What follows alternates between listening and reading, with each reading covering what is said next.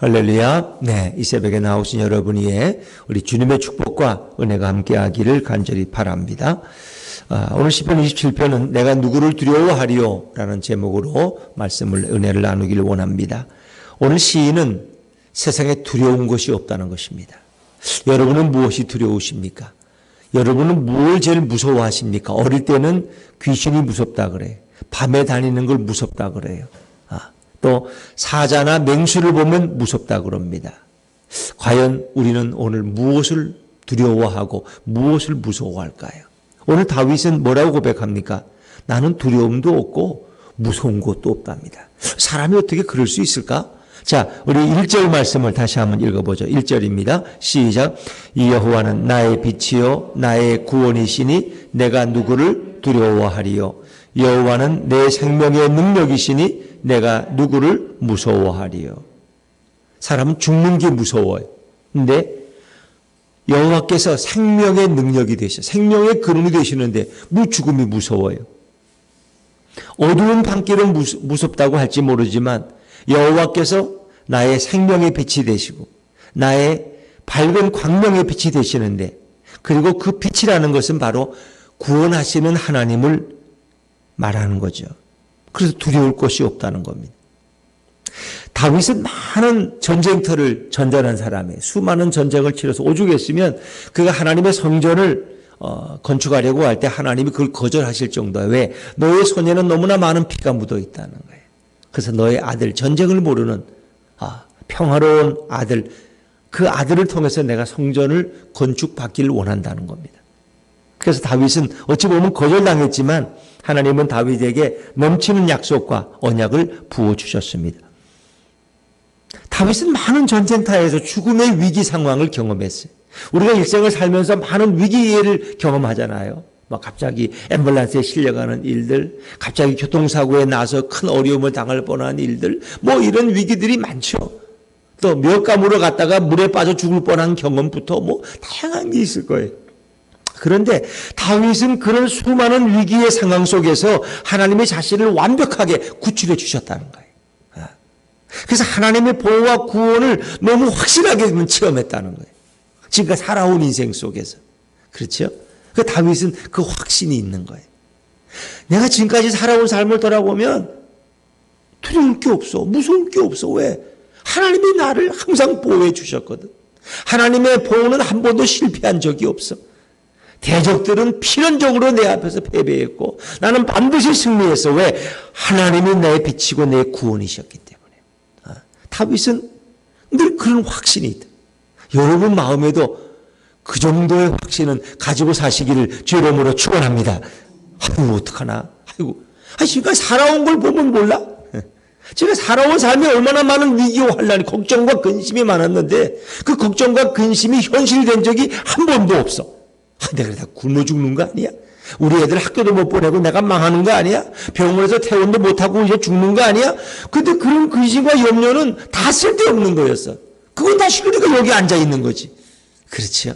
우리는 그럼에도 불구하고 일어나지도 않을 근심과 염려를 수없이 하며 살아가. 그렇죠? 다윗은 내가 살아온 삶을 돌아보니까 나는 무서운 것도 없고 두려운 것도. 근데 그 이유는 여호와 하나님 때문에. 하나님이 내게 구원이 되시고 하나님이 내 생명의 근원이 되시는데 뭐가 두렵냐? 뭐가 무섭냐? 죽음이 늘 두렵겠냐? 하나님이 생명을 좌우하시는데 내가 죽고 싶다고 죽을 수 있냐? 하나님이 허락해야 죽는 거야. 그러니까 그의 간증이 뭐예요? 자, 2절입니다. 2절 한번. 2절 시작. 악인들이 내 살을 먹으려고 내게로 왔으나 나의 대적들, 나의 원수들인 그들은 실족하여 넘어졌도다. 악인들이 나를 아무리 애워싸도 그들은 다 실패했어. 그들은 다 스스로 패망했어. 왜? 하나님이 나와 함께 하시니까. 그들은 내 살을 먹으려고, 내 생명을 뺏으려고 몰려왔지만 그들은 바람 앞에 칼대처럼 다 쓰러져 버렸어. 실족해 저들의 실수로. 그래서 다윗은 천만 군대가 나를 진쳐도, 나를 둘러싸도 나는 겁나지 않아. 자, 3절입니다. 3절. 3절 같이 읽죠. 시작. 군대가 나를 대적하여 진칠지라도 내 마음이 두렵지 아니하며 전쟁이 일어나 나를 치료할지라도 나는 여전히 태연하리로다. 넌 태연하다. 뭐 트롯 가수 태연이가 아니고, 응? 천진이 일어나 나를 치료하지 나는 여전히 태연하리로다. 어제나 오늘이나 변함이 없다는 거야. 조금만 그러면 큰일 났다고 막 난리법석을 떠는데 나는 여전히 태연하다는 거야. 군대가 나를 대적하여 친칠지라도 10,000만 군대가 100만 군대가 나를 포위해도 내 마음이 두렵지 않다는 거야. 이런 고백 정도는 그래도 이 정도는 해야 되는 거 아니에요? 신앙생활을 10년 20년 했으면 나는 두려운 게 없어. 아니 집사님 어떻게 두려움이 없어요? 지금까지 내 생애를 돌아보면 하나님이 다 나와 함께 하셨어. 죽을 위기 수없이 많았는데 하나님이 그때마다 보호해 주셨어. 난 앞으로도 그럴 줄로 믿어. 형제도 하나님은 나와 함께 하시는데 뭐가 두려워? 그러면 두려움이 있다가도 야 정말 예수를 믿으면 저렇게 되는가 보다 이래야지. 아이고 집사님 말도 마. 난 지금 내일 은행에 빚 못 갚을까 봐 걱정이 죽겠어. 지금 아주 그냥 그 땅 안 팔릴까 봐 그냥 땅값 떨어질까 봐 아유 잠을 못 자 그냥. 이러고 권사님이 앉아있다면 그 무슨 은혜가 되겠어. 안 그래? 땅값이 좀 떨어지면 날 살아온 거 보니까 떨어질 때도 있고 올라갈 때도 있더라고. 뭐 걱정이야. 떨어지면 또 올라가고 올라가면 떨어질 때가 또 있는 거야. 그렇잖아. 산을 타도 올라가는 길이 있으면 내려가는 길이 있어 또 시원하고 또 내려가다 보면 또 올라가는 오르막길이 생기고 다 인생이란 그런 거야. 그런데 그런 데서도 예수님이 나와 함께 하시는데 뭐가 걱정이야? 이 정도는 돼야지. 그래. 큰일 났네. 어쩌면 좋아 나는. 예수 안 믿었네. 이거 안 되잖아. 언제까지 그럴 거예요? 그렇죠? 그래서 그런 여전히 태어나고 나는 두렵지 않다고 아주 자신 있게 그런 공언하고 있잖아요. 그러면서 그가 바라는 것이 있다면 사실은 전쟁의 승리보다 더 간절한 것이 있어요. 그런 이 4절을 늘 바라고 그것을 위해 소망했어요. 이런 소망을 가진 사람은 세상이 두렵지 않다는 거예요. 4절입니다. 4절 같이 읽죠. 시작. 내가 여호와께 바라는 한 가지 일 그것을 구하리니 곧 내가 내 평생에 여호와의 집에 살면서 여호와의 아름다움을 바라보며 그의 성전에서 사모하는 그것이라. 이 얘기는 바꿔 말하면 내가 여호와의 집은 뭐예요? 성전이에요. 성막. 내가 성소에서 늘 하나님 앞에 예배드리고 하나님 앞에 찬양하며 교제하면서 여호와의 영광을 목도하면서 주님과 친밀하게 교제하며 살아가는 것이 내 꿈이야. 그렇지. 어떤 장로님 집이 좀 멀리서 오시는데 소원이 뭐냐고 물으니까 나는 내가 제2의 인생을 산다면 교회 관리집사가 돼서 좀 교회를 떠나지 아니하고 그 교회 문간방에서 살면서 늘 새벽 기도회 때 불 켜고 문 닫고 청소하고 늘 교회에서 늘 살았으면 좋겠어. 기도하고 싶으면 언제든지 강단에 와서 기도하고 또 옆에 집이니까 또 거기 와서 잠깐 쉬었다가 이렇게 아버지 집을 떠나지 않았으면 좋겠어. 이 다윗의 소망이 이거예요. 나는 평생 여호와의 집에서 살면서 여호와의 집이 하나님의 성소고 성전이죠. 그리고 여호와의 그 아름다운 영광을 목도하면서 그 하나님을 만나는 이 만남의 체험이에요. 하나님의 임재를 경험하면서 그의 성전에서 늘 주님과 친밀한 교제를 나누는 그것이 내가 원하는 거다. 여러분이 원하는 게 이거예요? 우리가 원하는 건 이런 게 아니야. 돈 많이 버는 거지. 집 여러 채 갖는 거고 차도 좀 좋은 차 타는 거고 좀 자식들도 좀 집 하나씩 딱 아파트 하나씩 줘서 좀 이러면 좀 떳떳하게 살 것 같은데 근데 다윗의 소망은 아주 소박해요. 근데 이게 가장 위대한 소망이야. 내가 하나님을 떠나지 아니하고 하나님 앞에 즐겁게 예배하고 찬양하고 하나님의 임재를 경험하고 그 영광을 목도하면서 내가 주님과 늘 친밀한 교제 속에 살고 싶어. 그런 소망. 며느리가 와서 시어머니한테 어머니 너 원하는 게 뭐냐? 나는 어머니 곁에서 늘 살았으면 좋겠어요. 오르마처럼. 그렇죠? 나오미를 떠나지 않겠다고 하는 그 두 며느리. 어머니 곁에서 살고 싶다는 그런 마음. 뭐 그런 마음을 가진 며느리가 100만 명 중에 1명, 2명이나 되겠어요? 어머니, 시어머니가 재산이나 뭐 몇백억이 있으면 모를까? 그런데 오늘 다윗의 소망은 내가 주님 곁을 떠나지 않고 주님 아버지 집에서 늘 주님과 교제하며 살기를 소망한다. 이제 그런 사람은 다른 두려움이 없어. 예수님과 함께 하는데 뭐가 두려워? 뭐 걱정할 게 뭐 있어? 먹이고 입히시는 분이 주님이신데 지금까지 내 인생을 보호하신 그분이 앞으로 인생을 왜 보호 안 하겠어? 그래서 다윗의 경험 속에 보면 하나님이 늘 환난 날에 나를 숨겨주시고 나를 보호하시고 승리하게 하셨어. 자, 5절입니다. 5절 시작.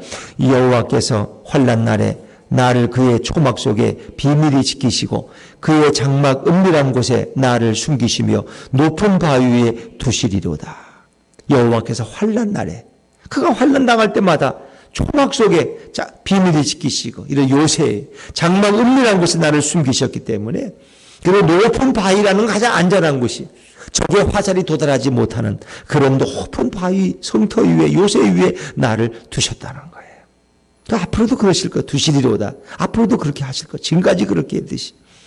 그리고 원수와 싸울 때 늘 나를 승리자가 되게 하셔서 내 머리를 늘 원수를 위에 들리게 하셨다는 거예요. 그 얘기는 내가 승리한다는 거예요.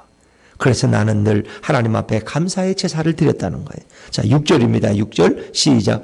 이제 내 머리가 나를 둘러싼 내 원수 위에 들리리니 내가 그의 장막에서 즐거운 제사를 드리겠고 노래하며 여호와를 찬송하리로다. 하나님이 지금도 원수 위에 내 머리를 승리자의 머리로 서게 할 것이다. 그래서 나는 또 주의 장막에서 즐거운 마음으로 전쟁의 승리를 감사하면서 노래하며 여호와를 찬송하고 즐겁게 예물을 드리고 그렇죠. 이 다윗의 1절부터 6절까지의 삶은 바로 지금까지 이러했다는 거. 그리고 그의 마음에 두려움과 염려가 없고 무서운 게 없어요. 자, 그런가 하면 7절부터 14절까지는 이제 현재 당하는 위기 그리고 앞으로 당할 위기 속에서도 나를 구원하실 것을 하나님 앞에 간절히 호소하고 있는. 어찌 보면 지금도 그는 위기 가운데 있어요. 지금도 대적들에 둘러싸여 있는 그런 상황 속에 있다고 볼 수 있어요. 근데 거기서도 그는 하나님 앞에 간절히 기도하는 거예요. 그러니까 우리는 과거의 삶의 하나님의 보호 때문에 우리는 감사하며 살고 그런 확신을 가지고 있지만 지금 현재도 우리는 하나님 앞에 어떻게 해요? 기도하고 부르짖어야 돼요. 너희가 얻지 못하면 뭐예요? 구하지 아니함 때문이라. 너희가 얻지 못하면. 그래서 우리는 날마다 하나님 앞에 나와 기도해야 될 이유가 있는 거예요. 기도하지 않는 사람은 하나님의 기적을 간증하기는 어렵다는 거예요. 그렇다고 하나님이 뭐 기도 안 한다고 뭐 갖다 버리시기 하겠어요? 그러나 늘 우리 그리스도인들은 깨어서 하나님 앞에 기도해야 될 이유를 오늘 다윗이 설명. 이런 과거에 엄청난 승리 가운데 있는 다윗도 지금 또 하나님 앞에 부르짖어 기도하는 기도자가 되었다는 거예요. 자, 7절입니다. 7절 시작. 여호와여 내가 소리내어 부르짖을 때에 들으시고 또한 나를 긍휼히 여기사 응답하소서. 그럼 응답을 하나님 앞에 간절. 이 기도문이에요. 7절부터 12절 14절까지는 다 기도해. 하나님 앞에 또 그는 기도해. 이런 확신을 가진. 왜? 하나님이 내 얼굴을 찾으라 그랬거든. 그래서 내가 하나님 앞에 나와서 주님의 얼굴을 찾으며 부르짖으니까 내 기도에 응답하소서 기도하는 거예요. 얼굴을 찾으라는 말 한번 볼까요? 8절입니다. 8절 시작. 너희는 내 얼굴을 찾으라 하실 때에 내가 마음으로 주께 말하되 여호와여 내가 주의 얼굴을 찾으리이다 하였나이다. 그래서 지금도 하나님 앞에 나가서 얼굴을 찾고 기도의 응답을 간구하면서 그는 하나님 앞에 호소하고 있는 거예요. 그러니까 우리 인간은 이 땅에 살아갈 동안 늘 기도해야 돼. 늘 기도해야 돼. 왜? 인간에게 늘 어려움이 오니까. 또 하나님 앞에 기도하면 또 하나님이 보호하시고 인도해 주시는 거예요. 근데 그가 기도할 때 하나님 나를 버리지 마시고 하나님 내게서 얼굴을 숨기지 마소서 하는 이런 기도도 하고 있는데 자, 가끔은 우리가 인생을 살면서 왜 빨리 하나님이 나를 구원하지 않지? 하나님이 내게 왜 빨리 응답하지 않지? 뭔가 이런 응답이 지체될 때를 느낄 때가 있어요. 근데 그럴 때도 다윗은 하나님 앞에 기도하면서 응답을 확신하는 거예요. 자, 먼저 9절을 한번 읽어보죠. 9절 시작. 주의 얼굴을 내게서 숨기지 마시고 주의 종을 노하여 버리지 마소서. 주는 나의 도움이 되셨나이다. 나의 구원의 하나님이시여 나를 버리지 마시고 떠나지 마소서. 다윗은 위기를 당할 때 하나님이 내게 혹시 또 숨기시고 또 응답이 지체될까 봐 걱정하는 마음으로 기도하지만 그러나 그의 마음에는 응답의 확신이 차고 넘쳐. 왜? 나를 버리지 마시고 떠나지 마소서라고 기도했지만 10절에 보니까 어떤 확신이 있어요? 10절 같이 읽죠. 시작.